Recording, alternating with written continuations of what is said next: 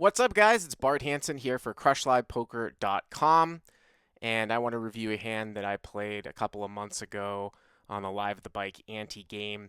Now, I'd put up a small clip of this hand a while back, but I sort of want to get into some detailed analysis about it. Of course, this comes from the Tuesday night game that you can check out over at Live at the Bike from 6 to 10 p.m. Pacific time. And it's a 5-5 game with, at this time, a $5 ante. It's been changed to a $50 big blind ante, but it's a pretty big game. It plays between 1530 and 2040 no limit hold'em. And in this particular hand, I want to go through like the anatomy of a big bluff catch. So we start the hand here with Francisco limping from under the gun, and he limps quite wide from under the gun. And I decide to raise with just under an $8,000 stack with ace 10 offsuit. Now, Big John, who plays quite a few hands as well, he's going to make the call here in the cutoff. Buzz is also going to call on the button, and that's going to bring Eric here in from the small blind as well.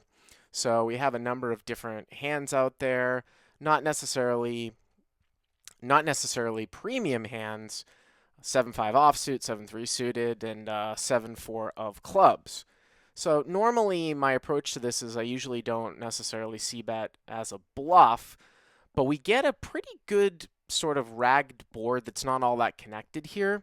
Comes out 8-6 deuce with a couple of spades. Now this might have been a little bit overly optimistic.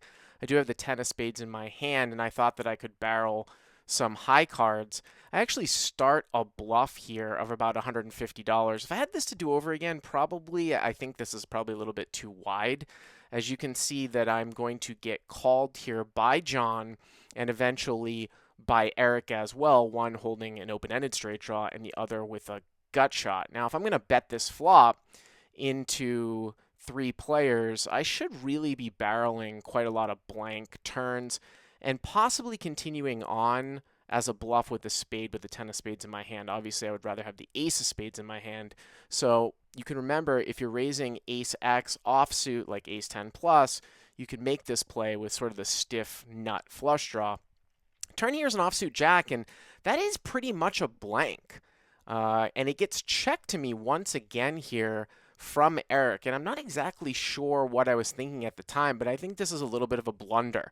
I mean, if I am going to c-bet this flop and I get two calls, I should be barreling this turn quite a bit as, an 8 might fold. People are piecing off with a lot of pairs. Certainly Jack X of spades isn't going to fold, but I think it's a pretty good, turn card for me to barrel.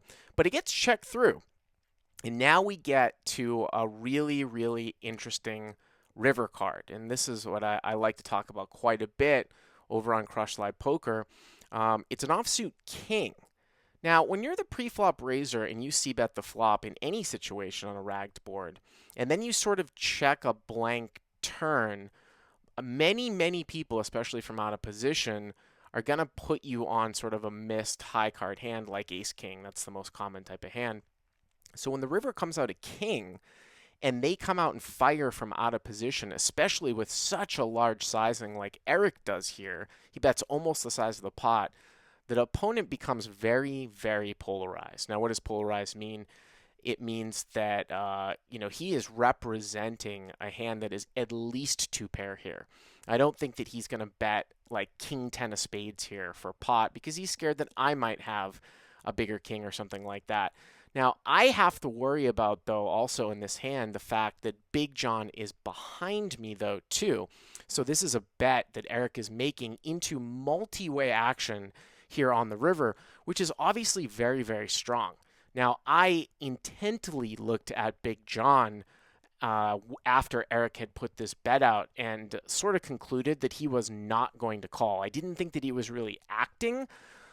Like, he really looked like he was disinterested, like he was going to fold his hand. So I really looked at this as a spot where, well, what does Eric have here? What could he have here? I mean, he could have flopped a set, but I think that a set will sometimes raise on the flop. And yes, he could have kings up if he was playing like king 8, king 6, king deuce suited, something like that.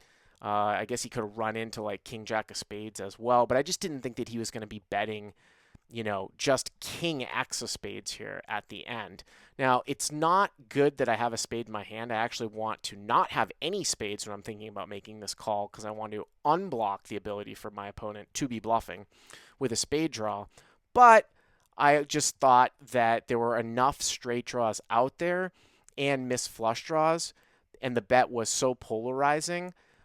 Looking at the guy behind me, thinking he's going to fold, I'm getting about 2-1, a little bit better than 2-1. And even though it looks crazy, I thought my hand was actually strong enough to call. Anyone could win that. There's no edge. There's not much edge in that. And Bart makes the call with ace high. A lot of people don't think that. Are you kidding me? What a crazy call by Bart. 3 ways here with ace high. Wow. Soul read. Insane call by Bart Hanson. You don't see people bluff in multi-way pots that often. And that's why sometimes the bluff works. So what a call by Bart. So I've been in these spots before, and I have made these calls before where someone is maybe accidentally bluffing with bottom pair, and it feels really dumb when you do that. I didn't think, though, this was that situation necessarily. I didn't think that a pair was going to be bluffing all that much into a king here. So I didn't feel like I needed to raise as a bluff here. I thought that my hand actually had enough showdown value. But you can absolutely print money in spots like this at mid-stakes and low-stakes poker when you see a run-out that's very draw-heavy and sort of ragged, and you're the pre-flop raiser, and you continuation bet the flop, and then sort of check back the turn. If your opponent from out of position comes out and bombs the river like on a king, a queen, sometimes even an ace, where that's supposed to hit your flop bet and turn check back range, they are very, very polarized. And if you have a hand with any type of showdown value, a lot of times you can make the call. Thanks for watching this video. If you like what you've seen here, please hit the subscribe button. And of course, you can check out training videos like this over at crushlivepoker.com. And check out Live at the Bike Tuesdays through Fridays from 6 p.m. until 10 p.m. Pacific time. The action is wild and crazy.